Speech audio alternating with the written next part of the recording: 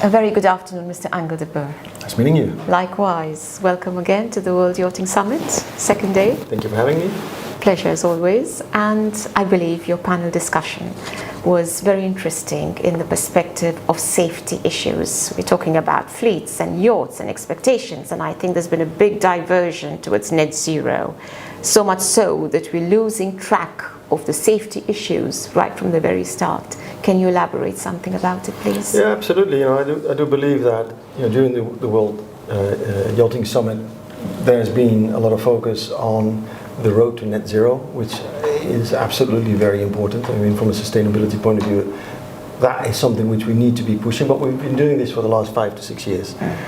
And what we've seen happening at the same time, particularly if we look at the number of incidents and accidents which have come into the public domain of the yacht industry, it is time to switch back to the basis on which owners and charterers can have their luxury experience, and that is safety. Absolutely. So I wanted to bring it back to safety aspects, and not particularly from a regulatory point of view, whereby we were just talking about sort of technical regulations, which is sort of the company I work for, Lloyd's Register, but more from a human factors aspect. Absolutely. And the reason I'm saying that is because I strongly believe that the sector, as it's called, instead of an industry, there is a need to up the level of safety.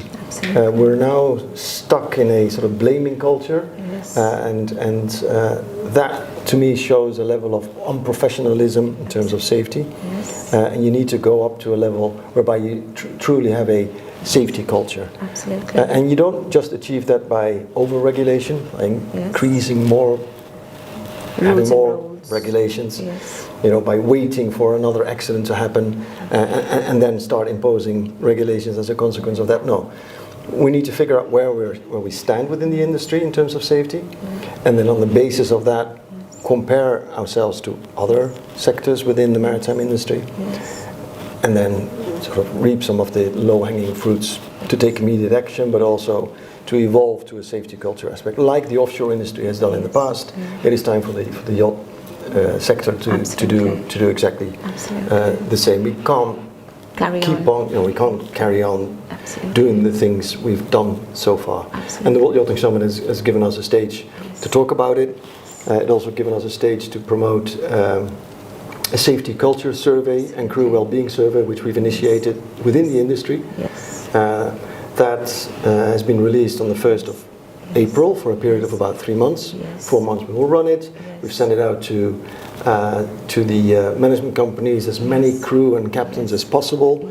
It's quite an extensive survey because it's scientifically based, and our psychologists within our company will analyze the results in 3-4 months' time, and we will share the report with the industry to make sure exactly where is it we're at in terms of safety. Very good. And what is it we can do in order to improve it. Very good. Do you think, and I'm really passionate about it, as you can see. I can feel the pulse.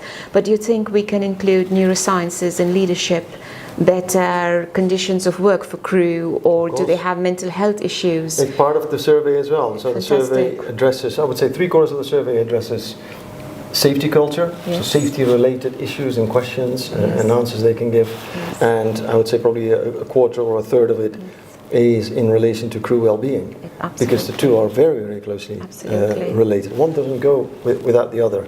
So in order to get the best picture of what the situation is, please, let's get this survey out to as many crew, captains, management companies as possible. So as much data as we can have. We will share the data with the industry, and then we'll work on it. But it's time to not just focus on sustainability, because if it isn't safe, it's not sustainable anyway. Exactly. And from a Lloyd's Register point of view, there's been a surge in the production of yachts. Given the old school of thought when it was initially founded, and given the way the industry is moving now, what has been your experience in terms of the regulatory amendments or the way of doing business, or is the original model still following its practices? I think the fundamental way of looking at quality and safety, the basis is still there. But of course, from a Lloyd's Register perspective, we had to evolve, particularly in the digitalization of the world we live in nowadays, which is why Lloyd's Register bought One Ocean. We bought the OTG group, all companies very much involved in the digital era and the digital part of the industry. With, for example, OTG, on the top of my head, they train up to 30,000 seafarers globally. Fantastic. Online. Fantastic. Through micro training, which is really fascinating because you can actually have tangible results. So that shows that we also are moving more into a digital area, and we're doing the same by making use of artificial intelligence, because also our rules and regulations can now be searched with all sorts of search engines. The most important thing with that is you always need to validate the results. Because if not, if you just take the answers from AI for granted, and it is on an important matter such as safety, you are taking a risk. So we need to find the appropriate mechanism through which we can validate that data. And that's a role we will definitely have to play. Fantastic. Keep going strong. Thank you very much for your insights, and it's a pleasure to have you. Thank you for having me. Likewise. Bye-bye. Good luck. Thank you.